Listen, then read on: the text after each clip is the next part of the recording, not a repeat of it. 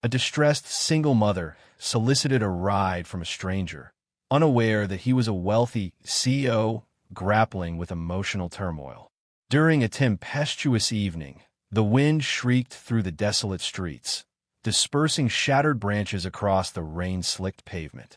The faint illumination of streetlights fluctuated, creating unsettling reflections on the puddles accumulated along the pavements. In a polished black vehicle, Daniel occupied the rear seat, his eyes focused on the window as rainfall cascaded down the glass. The day's meetings were arduous, characterized by intense talks and pivotal decisions to rescue his company. His shoulders ached with the burden of responsibilities, and his mind was a tumult of unresolved worries. As the vehicle transitioned onto a more tranquil route, the driver abruptly applied the brakes. "What is it?" he inquired, his tone laced with annoyance. The driver gestured forward. "There's someone on the roadway." Daniel inclined his body forward, scrutinizing through the windscreen. A woman stood in the center of the street, soaked completely, holding a small infant against her chest. She appeared frantic, her eyes wide with trepidation and resolve as she endeavored to protect her infant from the incessant deluge. The driver partially lowered his window. "Madam, you must relocate. This poses a significant risk." "Please," the woman implored, her voice quavering. "I merely require a ride, just a few blocks. My infant is cold, and we lack a place to go." Daniel calmly surveyed the picture, his gaze sharpening as he noted the woman's unkempt appearance and the child's trembling figure. The driver paused, then declined. "I regret to inform you that we are unable to assist. It is unsafe." The woman's shoulders drooped as she gazed at her child, her lips trembling. As she began to turn away, the rear door of the vehicle swung open. "Enter," Daniel said, his tone resolute yet composed. The woman glanced up, taken aback. "What?" I instructed. "Enter," he reiterated, motioning to the seat adjacent to him. She paused briefly, then swiftly entered the vehicle, clutching her child securely. The driver cast a glance at Daniel in the rearview mirror, eyebrows elevated, however remained silent as he continued driving. Within the vehicle, the lady sat rigidly, her garments drenched and adhering to her skin. The infant curled against her, eyes shut, seeking warmth and solace. "Thank you," she murmured, her voice almost perceptible. Daniel nodded subtly, his gaze reverting to the glass. "Where are you bound?" "Anywhere secure," she responded. "I currently lack a residence." He observed her, recognizing the contusions on her arms and the trepidation in her gaze. "What is your name?" he inquired. "Emily," she replied. "And this is my son, Noah." Daniel proffered his hand. "Daniel." She grasped it hesitantly, her grip feeble yet genuine.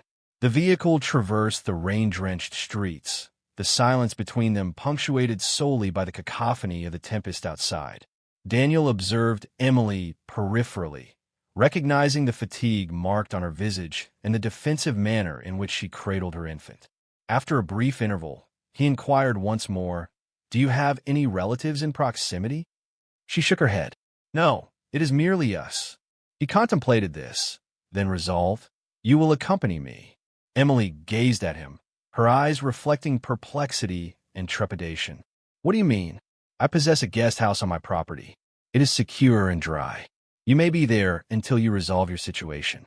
Tears filled her eyes as she nodded appreciatively. "Thank you. I am at a loss for words."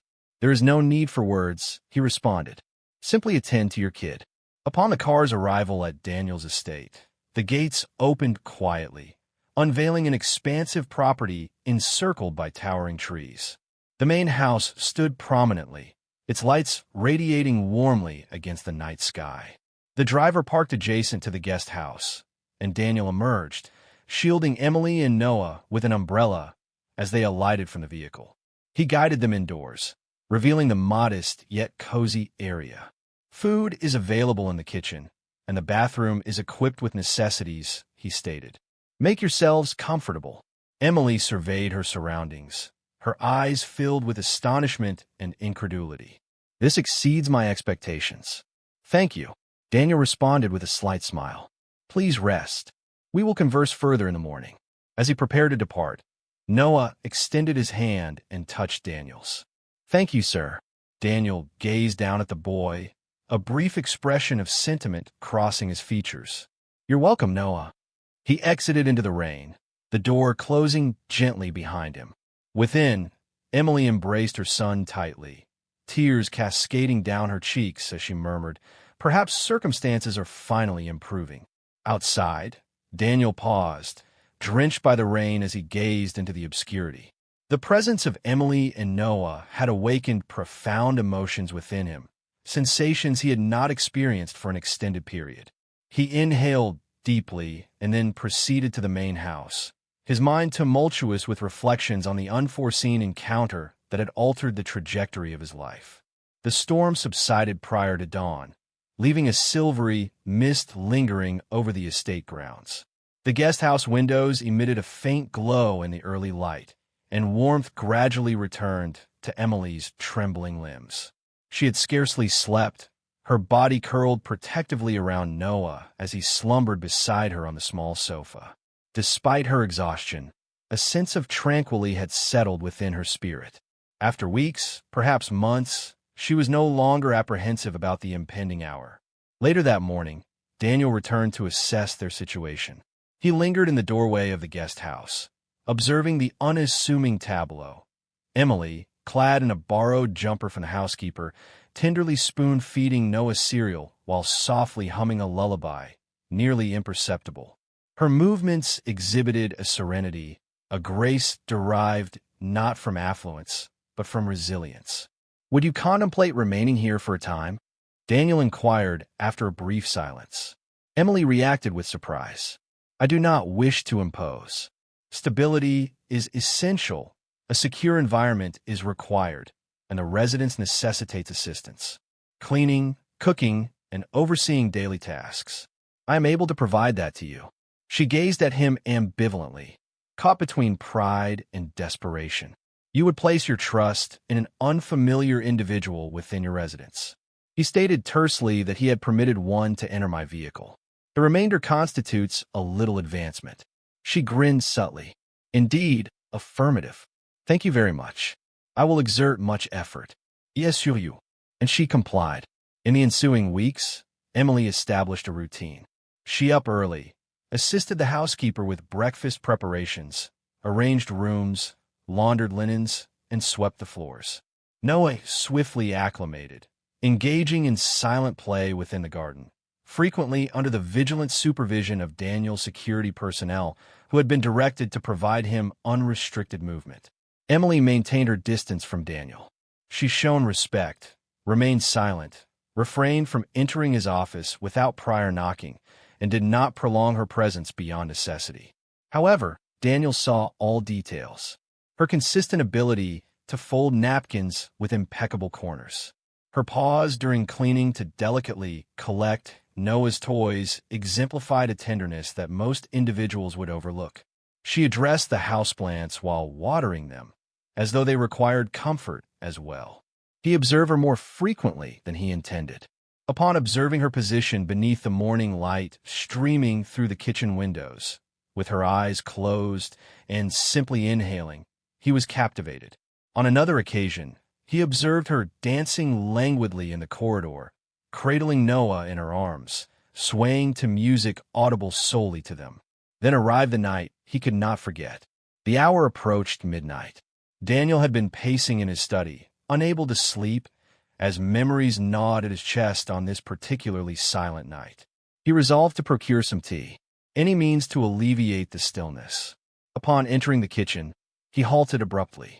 Emily was present. The stove light emitted a gentle illumination throughout the room. She sat on the floor, her back against a cabinet, with her arms securely around Noah, who was nestled on her lap under a light blanket. She had dozed off while seated, her head resting against the wall, her unoccupied hand still grasping a partially folded fabric serviette. Daniel advanced silently, bending to elevate the blanket over the kid. He hesitated briefly, his hand suspended just over the boy's cheek. Subsequently, his gaze went to Emily. Her hair had become disheveled, her lips slightly parted in slumber, her countenance serene yet fatigued. The image of mother and infant, cocooned in the warmth of a borrowed room, possessed a hallowed quality.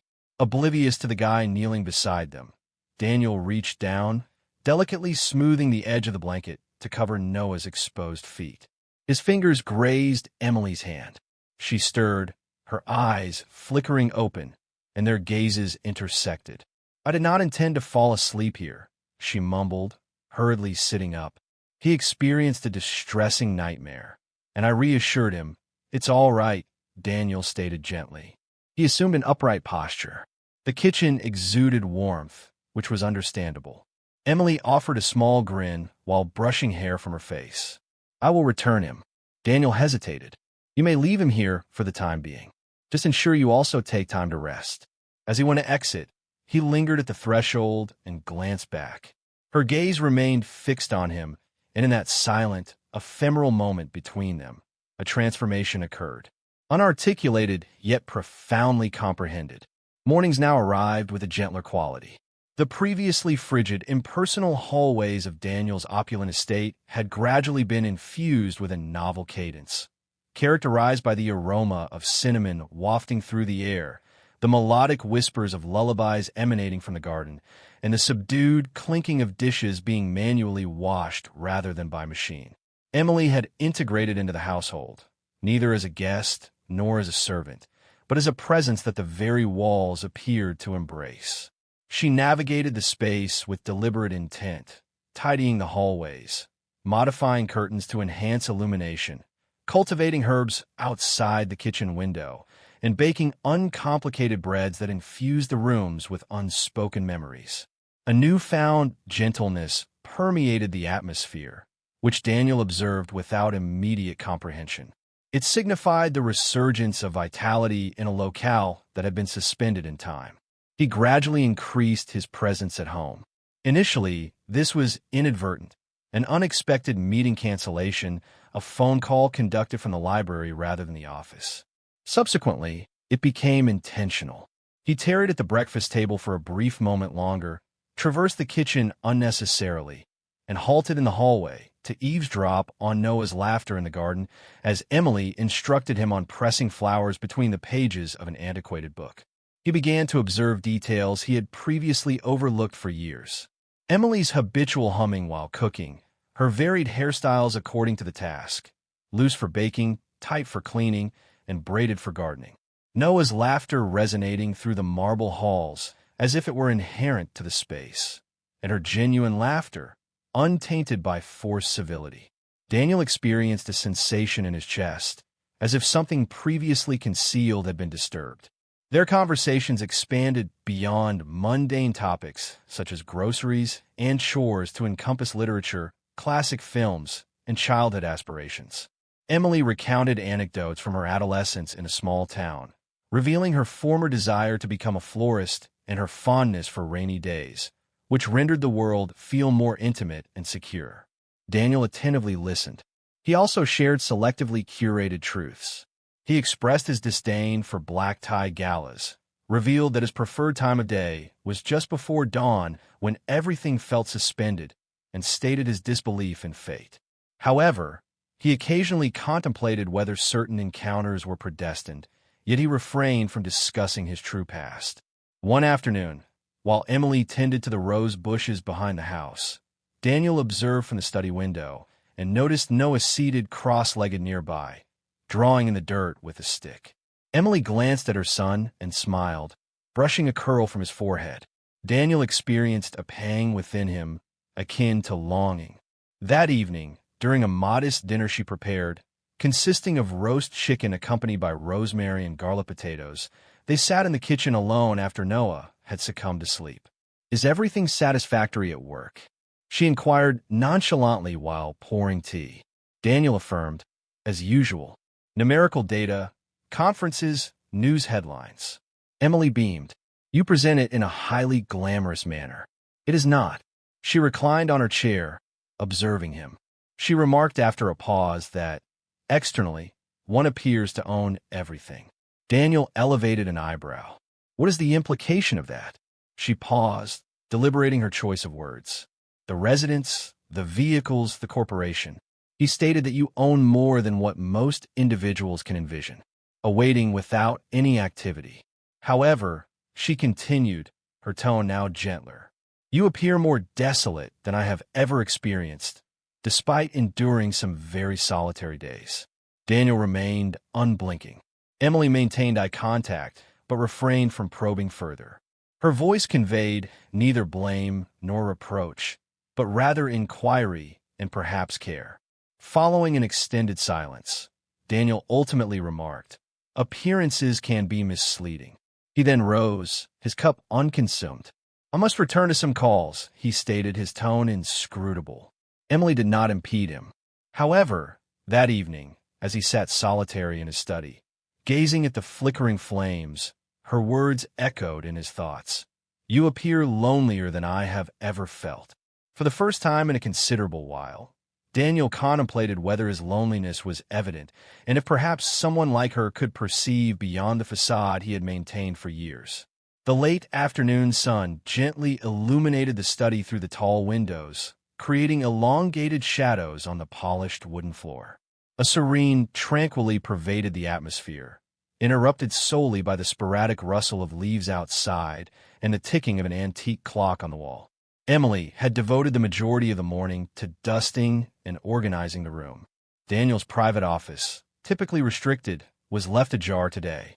She proceeded cautiously, dusting the shelves and organizing documents. Noah, as per usual, trailed closely, clutching a toy car and murmuring softly. While Emily turned to realign a framed photograph on the bookshelf, she failed to observe Noah reaching for a small wooden object on the low cabinet. It was a meticulously crafted model of a house, intricately carved, its roof somewhat weathered, and its edges gently softened by the passage of time. To Noah, it appeared to be the ideal toy. "Look, Mommy," he exclaimed, lifting it with both hands. Emily turned, her heart racing.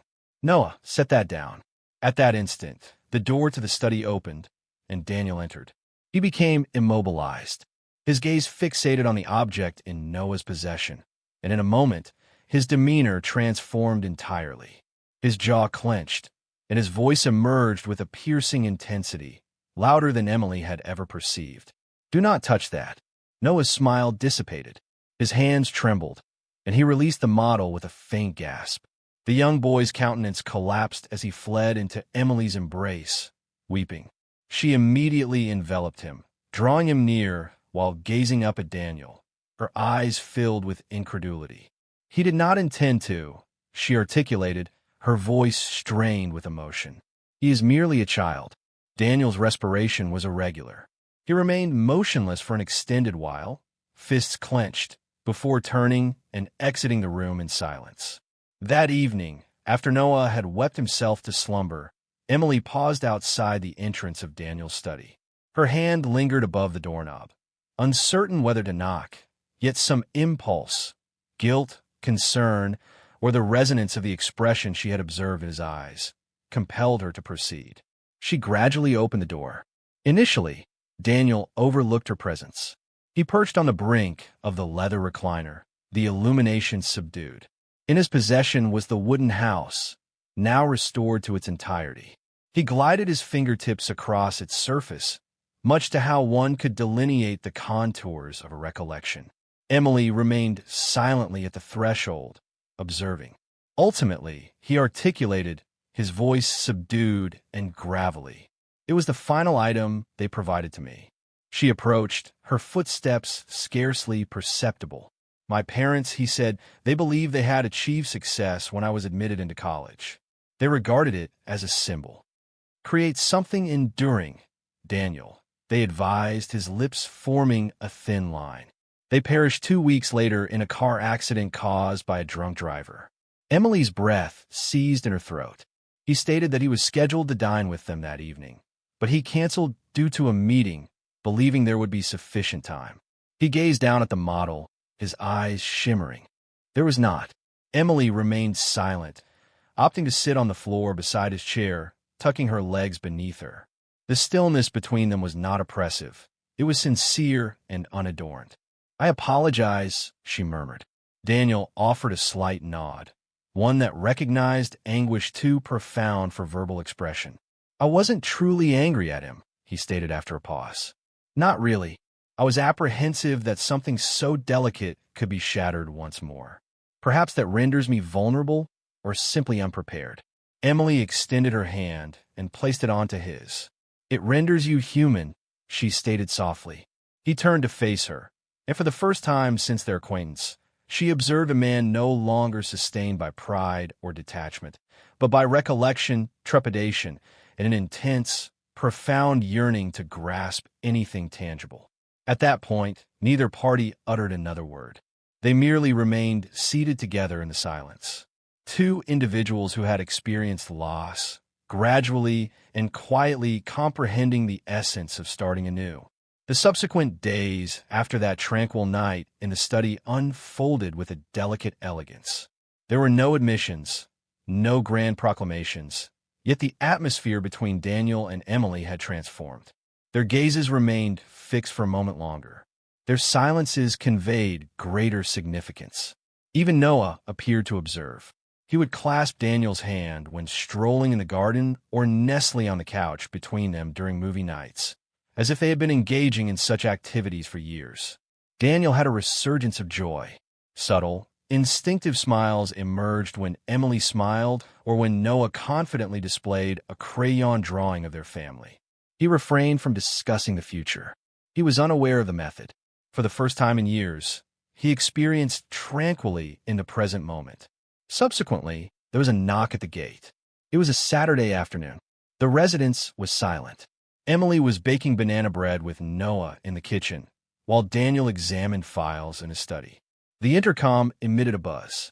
The housekeeper responded, however her voice wavered. "Sir, a man is inquiring about Miss Emily, claiming to be a relative." Daniel scowled. Did she mention that anyone was visiting? "Negative, sir," yet he remains adamant. Daniel approached the security monitor. The video flashed to disclose a disheveled man at the gate, fidgety, with erratic eyes and a tense jaw. He had an immediate sense of disquiet. "I will manage it," Daniel stated. However, upon arriving at the front door, the man had vanished. On that night, Emily remained silent. Her hands trembled while she folded towels. She startled as Daniel summoned her name. He inquired about her distress, but she dismissed it with a smile that was insincerely feeble. "It is inconsequential, only fatigued." He relinquished it. He had not to have. The following morning, Daniel awoke early, anticipating the presence of Emily and Noah at breakfast. However, the guest house was unoccupied. Their belongings were absent. The kitchen was silent. There is no notice on the table.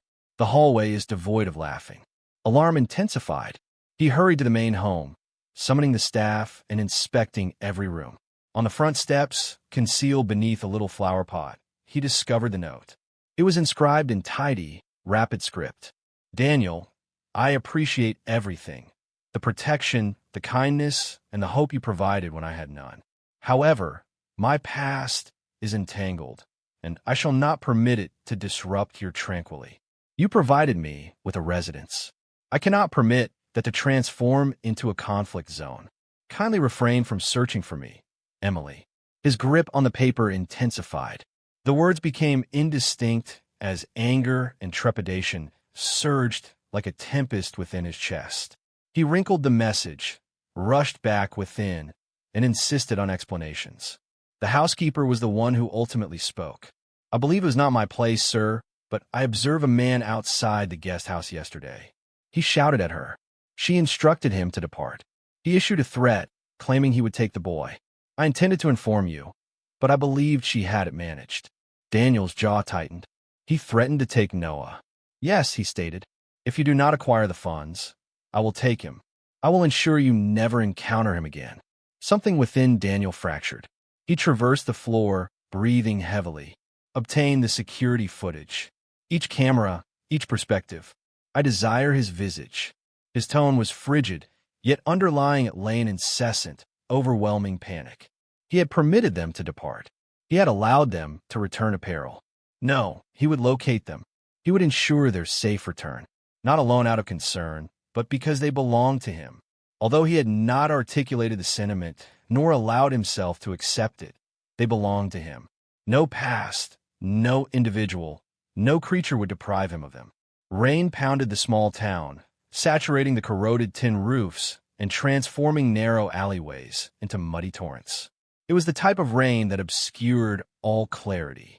Road markings, reflections in glass, and the peripheries of recollection.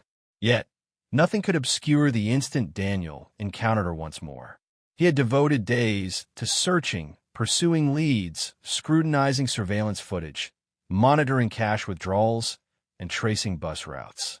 Ultimately, a weary petrol station attendant in a remote town had remarked, "Yes, there's a girl employed at the diner near the old train yard who came in last week with a child."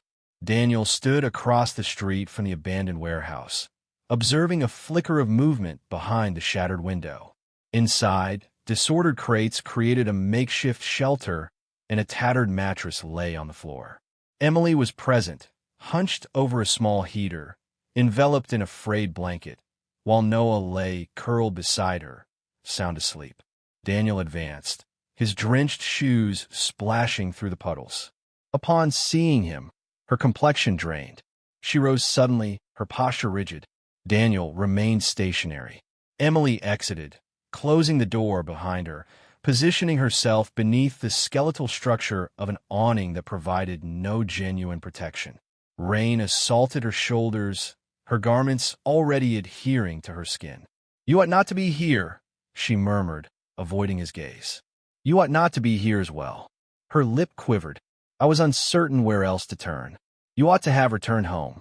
Emily shook her head. "It is not your responsibility to rectify my life, Daniel. You provided us with tranquility. I cannot permit my past to obliterate that." He approached, the rain streaming from his hair and spilling down his chin. "Do you believe I prioritize peace over my concern for you?" She parted her lips to reply. However, no sound emerged. "I have experienced loss before, Emily," he stated, his voice trembling. "I have stood by graves, held fragments of my existence in my hands, and saw them vanish. I understand the experience of living with regret." Her eyes brimmed. "I merely intended to safeguard you. I believed that if I departed discreetly, you failed to safeguard me."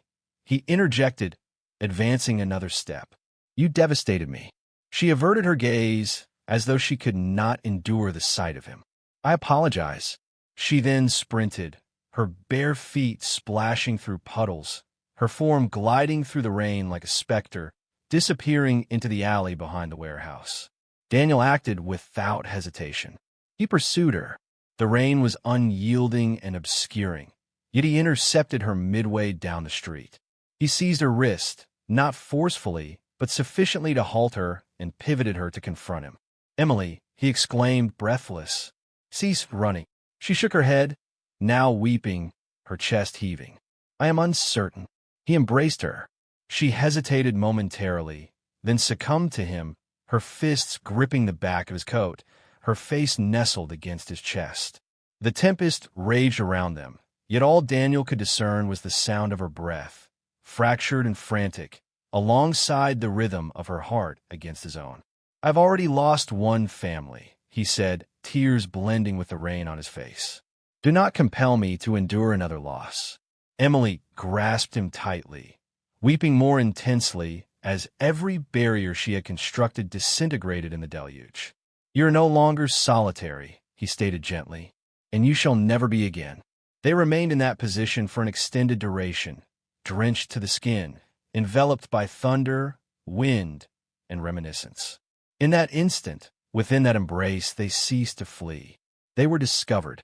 The sun ascended over the lake, enveloped in a cloud of gold and silver, the water smooth and tranquil, mirroring the initial light of day as if disclosing a hidden secret. The tempest has subsided, not solely the rain, but all that had ensnared their lives in trepidation and ambiguity. 2 weeks subsequent to Daniel's discovery of Emily, justice was served. With the assistance of a private investigator and a proficient legal team, Daniel assembled all necessary materials. Surveillance footage from the estate's cameras, testimony from the housekeeper, and threatening text messages linked to Emily's former partner. The evidence was incontrovertible. Shortly thereafter, the cops executed a warrant. Emily's ex-husband was apprehended without incident. For the first time in years, she exhaled without the burden of dread pressing upon her chest. True liberation emerged not through jubilation, but through serene relief.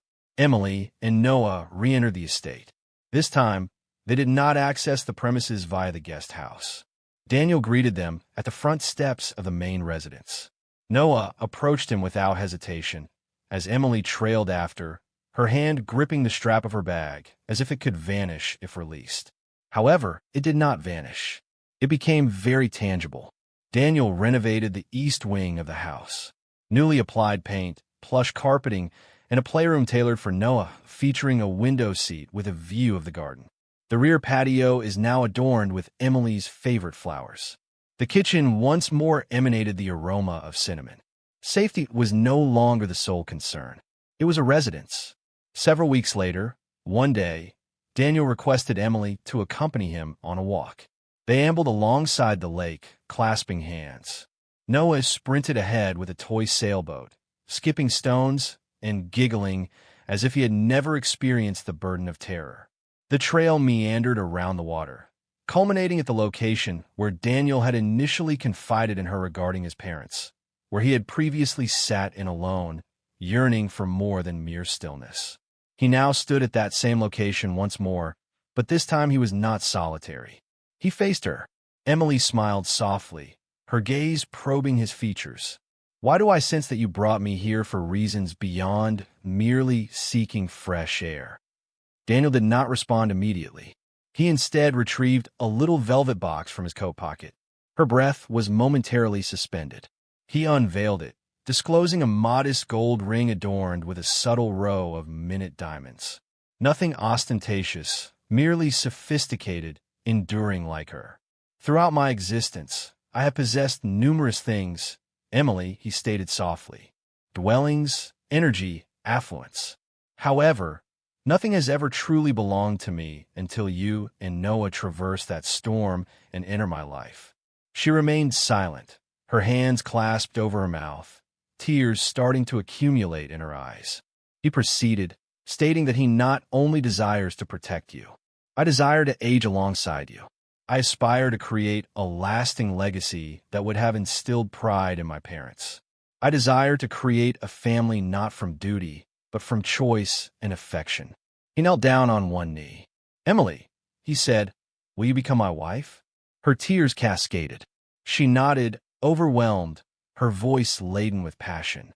"I have never believed I merited happiness. I believed love was meant for others."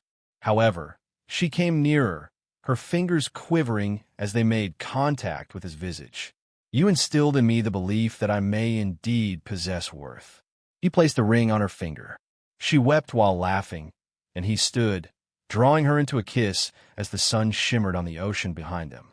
Noah, unaware of the moment's significance, shouted from the lake's edge, "Did Mother consent?" Emily withdrew, laughing, and said, "I did." Daniel encircled her shoulders with his arm, and together they ambled along the lakeshore towards the residence that no longer seemed excessively large, silent, or vacant.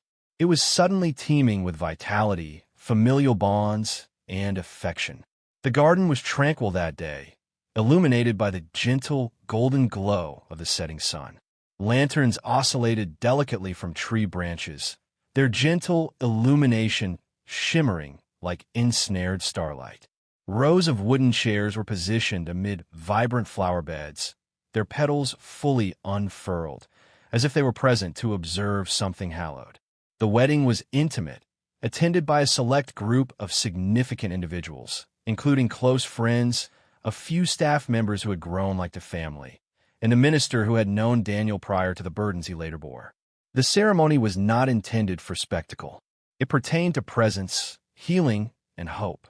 Emily entered the yard barefoot, her clothing unadorned and flowing, resembling the hue of dawn's clouds. She had crafted a portion of it herself, featuring intricate embroidery around the sleeves and a minuscule heart sewed within the hem, concealed from view. It was the most exquisite sight Daniel had ever encountered. not because to the lace, cut, or price tag, but because she donned it as if she had finally realized her true identity. Noah stood boldly in a little suit next to Daniel at the front of the aisle, his bow tie somewhat askew and his shoes somewhat soiled from earlier play in the yard. But upon seeing his mother, he squared his shoulders and radiated joy. Soft music played, an instrumental rendition of a lullaby that Emily used to hum in the kitchen. The guests rose. She approached the two individuals who constituted her entire universe with deliberate, measured steps. Upon her arrival, Daniel extended his hand towards her, his eyes conveying all that he had never articulated.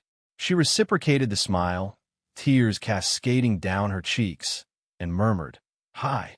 "Hello," he responded, struggling to maintain composure. The vows were unconventional. They were composed during sleepless evenings, conversing on the porch, exchanging fragments of fractured histories, and envisioning unblemished futures.